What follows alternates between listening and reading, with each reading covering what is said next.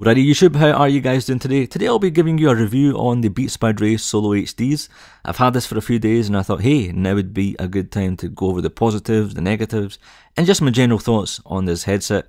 It comes in three different colours, red, white and black, and as you can see from the screen, I have the red ones. These are the special edition ones, so a certain percentage of the sale goes to charity, which, hey, is always a good thing.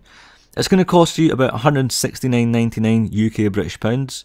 And jumping straight into the positives, number one, superb build quality.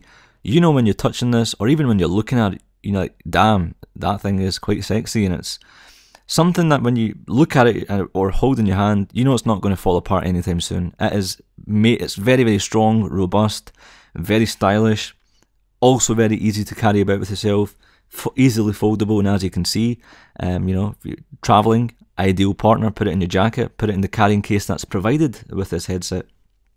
One of the main reasons you're going to be getting the Beats by Dre Solo HDs is because of the sound.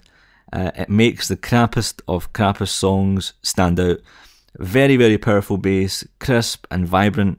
I have a certain amount of tracks that I listen to over and over again, so I might have 1,000 iTunes songs, and I probably only listen to about 30 of them, but when I go and listen to the other 900 songs, it really does make the worst of worst songs really good, and you want to hear those songs because, you know, I tend to kind of always use my standard earphones that I got with my iPhone, and you know, after this I'm seriously thinking of going for the Solo HDs just because that sound aspect is just so perfect.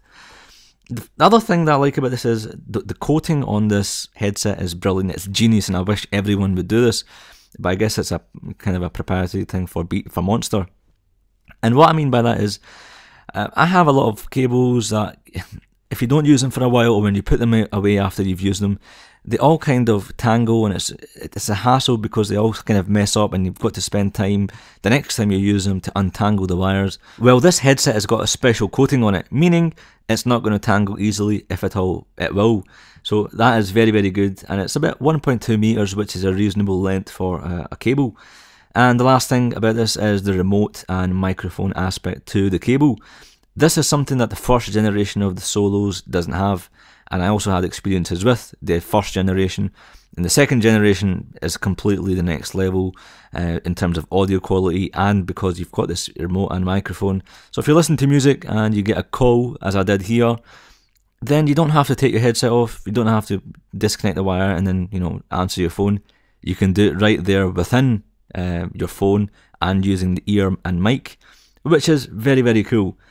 Now, going on to the negatives, and I don't have many, I've only got two in fact. Number one is audio leakage. If you are listening to this in the train or bus on the way to work or wherever you're going, and you've got it on full blast, the likelihood is you are going to get abused no matter what. You're going to get harassed, you're going to get punched, you're going to get kicked, or you're probably going to get slashed if you stay in Glasgow.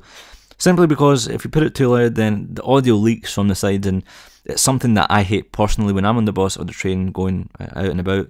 I don't want to hear other people's music, and especially if it's really, really horrible dance or trance music. So that's one of the negatives, and that's something that is kind of taken care of in the next version of the Beats, the studio editions, which is probably £100 more.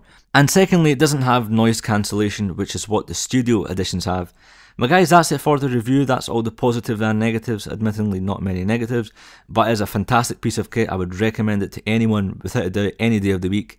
But guys, if you own one of these, leave your comments below.